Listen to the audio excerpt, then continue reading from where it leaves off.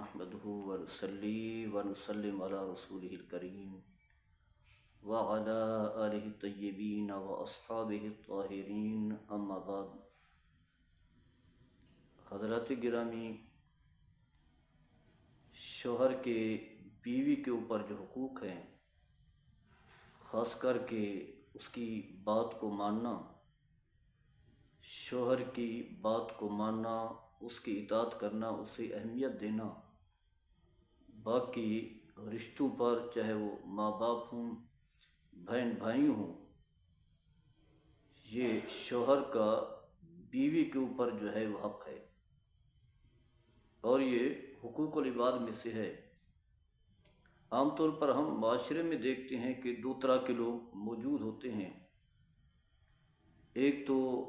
वो लोग हैं जो अल्लाह तबारक व तआला के हुकूक में कोताही नहीं करते, नमाज के पाबंद, रोज़े के पाबंद, ज़कात को पाबंदी से अदा करते हैं और हज बैतुल्लाह की साथ हासिल कर चुके हैं या करने वाले हैं। वाज़ेह है कि हज बैतुल्लाह भी वही करेगा जो माली इस्तिताअत रखता है, ज़कात भी वही देगा जो साहिब निसाब है। बाकी नमाज और रोज़ा हर एक पर है, क्योंकि ये बदनी इबादत है। बदनी इबादत जो है, गरीब हो या अमीर,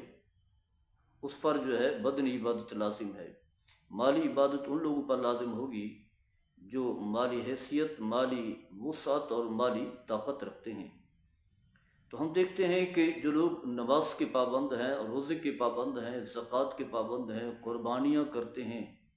तिलावत कुरान में मशगूल रहते हैं, तो जब उन्हें कहा जाता है कि बाकी अफराद के भी हुकूक हैं, वालिदैन के हुकूक हैं, अगर नमाज की पाबंद खातून है तो उसे कहा जाए शोहर के हुकूक हैं, तो फिर उसके सामने कोई ना कोई बुनियाद होती है। अगर तो उसकी बुनियाद कोई भी नहीं होती, बेबुनियाद बात होती है, कोई दलील नहीं होती, बातिल दलील, बातिल बुनियाद और बातिल नज़रिया होता है जो लेकर के बयान कर रही होती है। वो यही कहती है कि मैं नमाज़ों की पाबंदी कर रही हूँ, इबादत में ख़ुद को मशगूल रहती हूँ, तो यकीनन मेरा ये अमल जो है अल्लाह के हुकूक की अदायगी में कोताही न करना, ये मुझे जन्नत तक ले जाने का ज़रिया है। और उसके सामने वही हदीस हैं कि जिसमें नमाज के पाबंद के हवाले से कहा गया है, पाबंदी करने वाला मर्द हो या औरत हो, उसे जन्नत की खुशखबरी सुनाई गई है। या इसी तरह रोज़े जो फ़र्ज़ हैं उनकी अदायगी के लिए दीगर आमाल साले हैं। तो वो समझती है, या मर्द हो वो समझता है कि जब मैं अल्लाह के हकाम में कोताही नहीं कर रहा, तो अगर बंदों की इताअत में, उनके हुकूक में कोताही हो रही है तो इससे कोई फ़र्क नहीं पड़ता। यकीनन मैं एक बेहतर और कामिल मुसलमान हूँ और यही मेरे अमाल जो है मेरी मग़फ़िरत बख्शिश का ज़रिया बनेंगे, बल्कि मुझे जन्नत तक ले जाने का सबब और वसीला भी बनेंगे। उसके मुकाबले में कुछ लोग ऐसे हैं जो हुकूकुल इबाद में जो है बहुत ही आगे हैं, बंदों के हुकूक को पूरा करते हैं, फलाही काम करते हैं, मखलूक खुदा की खिदमत करते हैं, बीवी बच्चों के लिए जो है कमाते हैं, मेहनत करते हैं, उनके अखराजात को पूरा करते हैं। जब उन्हें कहा जाए नमाज के लिए नमाज भी पढ़ें और रोज़े भी रखें, तो यही तोजी बयान करते हैं जो बेबुनियाद तोजी है कि जब मैं सारे काम कर रहा हूँ, औलाद को कमा करके खिलाना भी इबादत है, ये भी जिहाद फ़ी सबीलिल्लाह है, वालिदैन की खिदमत भी इबादत है, जब मैं ये आमाल कर रहा हूँ तो फिर नमाज अगर नहीं पढ़ूँगा तो इससे कोई फ़र्क नहीं होता। यानी नमाज का मुनकर नहीं होता, लेकिन नमाज को तर्क करना जो है उसकी कोई ना कोई बुनियाद बना लेता है। वालिदैन की खिदमत, बीवी बच्चों को खिलाना पिलाना, उन्हें आला तालीम देना, उनकी ज़रूरियात को पूरा करना और ये कहना कि वो खुश हैं, सब राज़ी हैं, मखलूक खुदा की खिदमत भी कर रहा है, फलाही काम भी कर रहा है, हस्पताल बना रहा है, ये बाकी। तो अगर नमाज नहीं है तो कोई हर्ज नहीं है। तो ये दोनों रवैये जो हैं मनफी हैं, गलत हैं, बातिल पर मबनी है और इनकी कोई बुनियाद नहीं। सही रास्ता यही है कि अल्लाह के हकाम में भी कोताही ना हो और बंदों को राज़ी करने में भी इंसान जो है आगे आगे रहे और किसी को नाराज़ ना करे, हुकूकुल्लाह की अदायगी में भी कोताही ना हो اور بندوں کے حقوق کی ادائیگی میں بھی کوتاہی جو ہے وہ نہیں ہونی چاہیے۔ اس حوالے سے بیوی کے اوپر جو شوہر کے حقوق ہیں، یعنی اس کی اطاعت کرنا، اس کی بات کو ماننا، اس حوالے سے چند احادیث بیان کرنا چاہوں گا۔ میرے آقا صلی اللہ تعالیٰ علیہ وسلم کی زبان اقدس سے نکلے ہوئے کلمات جو وحی خدا بندی ہیں، جیسا کہ اللہ نے فرمایا وما ينطق عن الهوى ان هو الا وحی یوحی، کہ محمد مصطفیٰ صلی اللہ تعالیٰ علیہ وسلم جو کچھ بھی بولتے ہیں اپنی مرضی سے نہیں بولتے، وہ اللہ کی طرف سے وحی ہوتی ہے۔ تو اس حوالے سے چند حدیث کا تذکرہ کرنا چاہوں گا۔ حدیث پاک میں آتا ہے حضرت حسین بن محسن رضی اللہ تعالیٰ عنہ، ان کی پھوپھی ہیں، نبی کریم صلی اللہ تعالیٰ علیہ وسلم کی بارگاہ میں حاضر ہوتی ہیں اور اپنا مدعا، اپنی حاجت پیش کرتی ہیں، اپنی ضرورت جو بھی مدعا تھا نبی کریم صلی اللہ تعالیٰ علیہ وسلم ان کی حاجت کو اور ان کی ضرورت کو پورا کرتے ہیں۔ اس کے بعد آپ پوچھتے ہیں کہ کیا تم شادی شدہ ہو، تمہارے شوہر ہیں؟ تو عرض کہ یا رسول اللہ صلی اللہ تعالیٰ علیہ وسلم یقیناً میں شادی شدہ ہوں، میرے شوہر بھی ہیں۔ تو فرمایا کہ تم ان کی خدمت کیسے کرتی ہو، تمہارا رویہ ان کے ساتھ کیسے ہے؟ تو عرض کہ یا رسول اللہ صلی اللہ تعالیٰ علیہ وسلم میں ان کی ضرور خدمت کرتی ہوں، جو ممکن ہے مجھ سے، جتنا ممکن ہے میں ان کی خدمت میں کوئی کوتاہی نہیں کرتی۔ ہاں جہاں کمزوری ہے، نہیں کر پاتی، تو مجبوری کی وجہ سے میں نہیں کر سکتی، ورنہ ان کی خدمت میں کوئی کوتاہی، کوئی کمی نہیں کرتی، ہمہ وقت جو ان کی خدمت میں رہتی ہوں۔ تو نبی کریم صلی اللہ تعالیٰ علیہ وسلم نے فرمایا کہ ٹھیک کرتی ہو، اچھا کرتی ہو، چاہے تم خدمت کرو یا نہ کرو، یہ بات یاد رکھو۔ فرمایا کہ انہو جنتکی و نارکی، تمہارا شوہر جو ہے تمہارے لیے جنت بھی ہے، تمہارا شوہر تمہارے لیے دوزخ بھی ہے۔ یعنی اگر تم ان کی خدمت کرو گی جو جائز کام ہے، واضح ہے ناجائز کام میں جو ہے وہ تو والدین کی بات بھی نہیں ماننی، کسی کی نہیں، جیسا کہ حدیث پاک میں ہے آپ صلی اللہ تعالیٰ علیہ وسلم نے فرمایا لا طاعۃ لمخلوق فی معصیۃ الخالق، جس کام میں اللہ کی ناراضگی ہو، اللہ کی معصیت ہو، اسے ناراض کیا جائے، تو ان کاموں میں جو ہے کسی کی بات کو نہیں ماننا، اللہ کو راضی سب سے پہلے کرنا ہے۔ تو جو جائز کام ہیں شوہر کے، فرمایا کہ اگر تم انہیں مانو گی تو شوہر کی خدمت جو ہے تمہیں جنت تک لے جائے گی، تم جنتی بن جاؤ گی۔ اگر تم ان کی خدمت میں کوتاہی کرو گی تو پھر شوہر کی نافرمانی، ان کی بات کو نہ ماننا جو ہے تمہیں دوزخ تک لے جانے کا ذریعہ اور سبب بن جائے گا۔ جیسا کہ والدین کے حوالے سے بھی آپ صلی اللہ تعالیٰ علیہ وسلم نے فرمایا ہما جنت کا و نارو کا، فرمایا تمہارے ماں باپ تمہارے لیے جنت بھی ہے، تمہارے لیے دوزخ بھی ہیں۔ یعنی والدین کی خدمت جو ہے جنت تک لے جانے کا وسیلہ ہے، اور والدین کو ناراض کرنا جو ہے دوزخ تک پہنچانے کا راستہ ہے۔ تو وہی حقوق جو ہیں وہ شوہر کے بھی ہیں بیوی پر، جسے پورا کرنا جو ہے بیوی کے لیے ضروری اور لازم ہے۔ اسی طرح ایک حدیث پاک میں آتا ہے، مسند احمد بن حنبل کی حدیث ہے، یہ والی پہلی جو حدیث میں بیان کر چکا، مسند احمد بن حنبل میں بھی ہے اور سنن نسائی شریف میں بھی ہے۔ تو دوسری حدیث ہے، رسول اللہ صلی اللہ تعالیٰ علیہ وسلم نے فرمایا اذا صلت المرأۃ خمسها وصامت شهرها وحفظت فرجها وأطاعت زوجها قیل لها ادخلی الجنہ من ای ابواب الجنت شئت۔ فرمایا کہ وہ عورت کہ جو 5 وقت کی نماز پڑھتی ہے، نماز کی ادائیگی میں کوتاہی نہیں کرتی، نمازیں 5 فرض ہیں، 5 نمازیں پڑھتی ہے، کوئی نماز نہیں چھوڑتی، اور پھر ماہ رمضان کے روزے رکھتی ہے،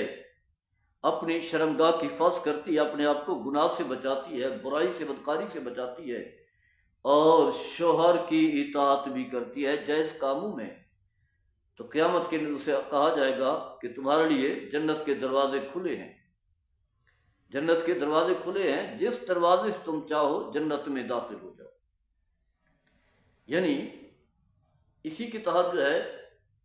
امام غزالی علیہ رحمہ فرماتے ہیں کہ نماز روزے کے بعد، یعنی جو اسلام کے ارکان ہے، ارکان 5 میں سے نماز بھی ہے اور روزہ بھی ہے، تو اسلام کی جو ستون ہیں، پلر ہیں، ان کے تذکرے کے بعد جو ہے نبی کریم صلی اللہ تعالیٰ علیہ وسلم نے شوہر کی اطاعت کا تذکرہ کیا ہے۔ اس سے شوہر کی اطاعت کی اہمیت جو ہے واضح ہوتی ہے کہ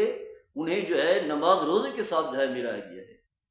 تو لہٰذا جس طرح نماز کی ادائیگی میں، روزے کی ادائیگی میں، یعنی جو اللہ کے حقوق ہیں ان کی ادائیگی میں اگر کوتاہی نہیں ہے، ادائیگی ہو رہی ہے اور وہ اعمال بھی جنت تک لے جانے کا ذریعہ ہیں، تو شوہر کی اطاعت بھی جو ہے وہ جنت تک لے جانے کا ذریعہ اور سبب ہے۔ اسی طرح ایک اور حدیث پاک میں آتا ہے، نبی کریم صلی اللہ تعالیٰ علیہ وسلم نے فرمایا لا يجوز للمرأة ان تصوم وزوجها شاهد الا باذنه ولا تعزن فی بیتہ الا باذنہ۔ فرمایا کہ عورت کے لیے حلال نہیں ہے، جائز نہیں ہے، مباح عمل نہیں ہے کہ وہ روزے رکھے، یعنی نفلی روزے، فرض روزے تو واضح ہے وہ تو لازم ہے، نفلی روزے عورت کے لیے رکھنا جو ہے جائز نہیں ہے جب شوہر گھر میں موجود ہو۔ گھر میں شوہر موجود ہے، کوئی مسافر نہیں ہے، دور کہیں نہیں گیا، گھر میں ہے، تو پھر شوہر کے ہوتے ہوئے عورت کے لیے ہے کہ وہ نفلی روزے نہ رکھے،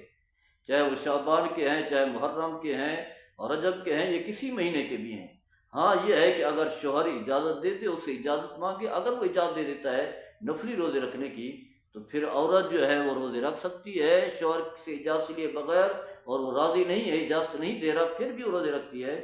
تو اس کا یہ عمل جو ہے اس کے لیے ناجائز اور ناپسندیدہ ہے۔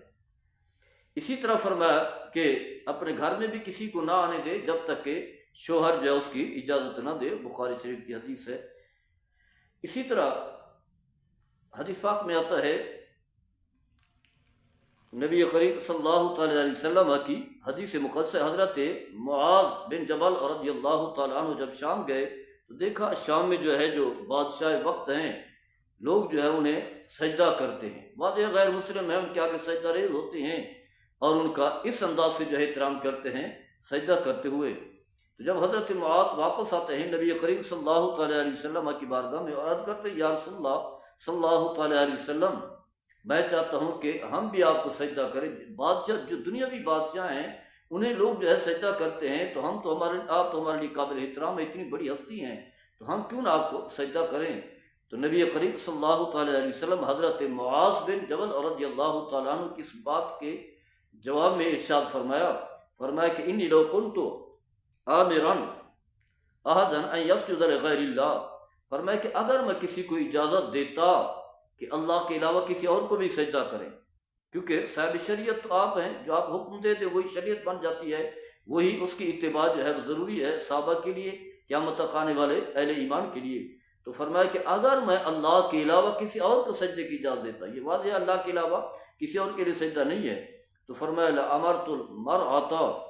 ان تسجد لزوجها، میں عورت کو حکم دیتا کہ اپنے شوہر کو جو ہے وہ سجدہ کرے۔ یعنی اس سے شوہر کی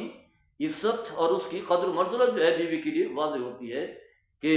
بیوی کے لیے جو قابل احترام جو ہے وہ شوہر ہے۔ تو فرمایا کہ اگر میں کسی کو اللہ کے علاوہ کسی اور کو سجدے کی اجازت دیتا، جائز تو نہیں ہے، کسی کے لیے اجازت نہیں ہے، اللہ کے علاوہ وہی سجدے کے قابل ہے، لیکن فرمایا کہ اگر میں کسی اور کو اجازت دیتا تو وہ عورت کو دیتا۔ فرمایا والذی نفس محمد بیدہ لا تؤدی المرأة حق ربها حتی تؤدی حق زوجها، فرمایا اس ذات کی قسم جس کی قبضہ قدرت میں میری جان ہے، یعنی اللہ کی قسم، کہ عورت جو ہے اس وقت تک اپنے رب کا حق جو ہے پورا نہیں کر سکتی جب تک کہ شوہر کا حق جو ہے وہ ادا نہ کرے۔ یعنی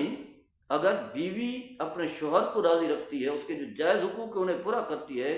تو اب وہ اللہ کے حقوق کو بھی پورا کرنے والی ہے۔ اگر شوہر کے حقوق کو ادا کرنے میں کوتاہی کر رہی ہے تو پھر وہ اللہ کے حقوق کو بھی پورا نہیں کر رہی، جیسا کہ حدیث پاک میں بھی آتا ہے، نبی کریم صلی اللہ تعالیٰ علیہ وسلم نے فرمایا اور رضا رب فی رضا الوالد و سخط رب فی سخط الوالد، فرمایا کہ اگر ماں باپ راضی ہیں تو اللہ بھی راضی ہے، والدین ناراض ہیں تو اللہ بھی ناراض ہے۔ تو اسی سی بات بھی ثابت ہوتی ہے کہ اگر شوہر کو آپ نے راضی رکھا، خوش رکھا، اس کے جائز حقوق کو پورا کیا، تو سمجھ لیں کہ اللہ کے حقوق بھی پورے ہو رہے ہیں، اور جو اللہ کے حقوق ادا کر رہی ہیں وہ بھی اللہ کی بارگاہ میں مقبول ہیں۔ آگے چل کر کے اسی حدیث کے ساتھ آپ صلی اللہ تعالیٰ علیہ وسلم نے ارشاد فرمایا وَلَوْ سَأَلَهَا نَفْسَهَا وَهِيَ عَلَىٰ قَطَبٍ لَمْ تَمْنَعْهُ، فرمایا کہ اگر شوہر جو اپنی بیوی سے کہے اپنے شرعی حقوق پورا کرنے کے لیے، جو میاں بیوی کا شرعی تعلق ہے، جو شادی کا مقصد بھی ہے، تو شوہر اپنی بیوی سے کہے شرعی حقوق کے لیے، اور عورت چاہے وہ کجاوے پر بھی ہو، یعنی گاڑی پر سوار ہو، پہلے خواتین جو ہے کجاوے پر جو ہے بیٹھ کر کے سواری کرتی تھی، آج کل جو ہے وہ گاڑی ہیں، فرمایا چاہے وہ گاڑی کی فرنٹ سیٹ پر بیٹھی ہو یا کسی سیٹ پر بیٹھی ہو، گاڑی پر بھی بیٹھی ہو، تو اسے چاہیے کہ شوہر کے شرعی حق کو پورا کرنے میں جو ہے کوتاہی نہ کرے، انکار نہ کرے، اس پر ضروری اور لازم ہے باقی سارے معاملات سارے کام چھوڑ کر کے شوہر کے حقوق کو جو ہے وہ پورا کرے۔ اس حوالے سے ایک اور حدیث پاک میں بھی آتا ہے، نبی کریم صلی اللہ تعالیٰ علیہ وسلم سے حضرت عائشہ صدیقہ رضی اللہ تعالیٰ عنہ نے پوچھا کہ ای الناس اعظم حقا علی المرأۃ، فرمائے کہ عورت کے اوپر سب سے زیادہ کس کا حق ہے، لوگوں میں سے سب سے زیادہ عورت کے اوپر حق جو ہے وہ کس کا ہے؟ تو آپ صلی اللہ تعالیٰ علیہ وسلم نے فرمایا زوجہا، یعنی سب سے زیادہ حق جو ہے عورت کے لیے، بیوی کے لیے، وہ شوہر کا ہے، پہلا حق جو ہے اسی کا ہے۔ پھر عرض کیا یا رسول اللہ ای الناس اعظم حقا علی الرجل، مرد کے اوپر جو ہے یعنی شوہر ہو یا مرد ہو تو سب سے زیادہ مرد کے اوپر کس کا حق ہے؟ تو فرمایا امہ، اس کی ماں کا جو ہے وہ زیادہ حق ہے۔ تو بتانا یہ ہے کہ بیوی کے لیے ہے، شوہر کے حقوق جو ہے وہ زیادہ ہیں، یہاں تک کہ ماں باپ کے مقابلے میں۔ اگر ماں باپ جو ہے بیمار ہیں، تکلیف میں ہیں، پریشانی میں ہیں، تو پھر بھی جو ہے شوہر کے حقوق کو پہلے اہمیت دی جائے گی۔ ہاں اگر وہ اجازت دے دے ان کی خدمت کے لیے، ان کی تیمارداری کے لیے، تو پھر تو بیوی جا سکتے۔ اگر وہ اجازت نہیں دیتا تو چاہے ماں باپ جس حال میں بھی ہوں، بیوی جو ہے شوہر کی نافرمانی کر کے انہیں گھر میں چھوڑ کر کے والدین کی خدمت کے لیے نہیں جا سکتی۔ اس کے لیے عبادت ثواب یہی ہے، نیکی یہی ہے کہ والدین کے مقابلے میں شوہر کو ترجیح دے، ہاں شوہر سے اجازت لے، اور شوہر کو بھی فراغ دلی سے جو اجازت دے دینی چاہیے اور جا کر کے والدین کی خدمت کرے۔ الغرض بتانا یہ ہے کہ جو ہے عورت کے ذمے جیسے اللہ کے حقوق ہیں، نماز ہے، روزہ ہے، باقی عبادات ہیں، لازم ہے، ان کی ادائیگی میں بھی کوتاہی نہ کرے، اسی طرح شوہر کے حقوق کی ادائیگی میں بھی کوتاہی نہ کرے۔ یہ دونوں اعمال مل کر کے جو ہے جنت تک لے جانے کا ذریعہ بنتے ہیں، اور یہی صراط مستقیم ہے۔ باقی اعتدال صراط سے ہٹے ہوئے راستے ہیں، صراط مستقیم یہی ہے جس کی ہم نماز میں جو ہے کئی بار دعا مانگتے ہیں، اہدنا الصراط المستقیم، یا اللہ ہمیں سیدھا راستہ دکھا دے۔ تو سیدھا راستہ جو ہے وہ یہی ہے کہ اللہ کے احکام کو بھی انسان بجا لائے، اور جس کے حقوق ہیں، بیوی کے لیے شوہر کے ہیں، اولاد کے لیے والدین کے ہیں، یا باقی پڑوسیوں کے ہیں، ان کے حقوق میں بھی کوتاہی نہ کرے، تو یقیناً یہ راستہ بندے کو جو ہے جنت تک لے جائے گا۔ باقی راستے جو ہیں وہ شیطانی راستے ہیں، جو انسان کو ذہن میں طرح طرح کے وسوسے ڈال کر کے، برے خیالات ڈال کر کے انسان کو جو ہے سیدھے راستے سے بھٹکا کر کے جنت کا مستحق بنانے کی بجائے جو ہے دوزخ کی ایندھن کا ذریعہ بنا دیتے ہیں۔ اللہ تعالیٰ ہم سب کو شریعت کے دائرے میں رہ کر کے عمل کرنے کی توفیق عطا فرمائے۔ وما علیہ اللہ۔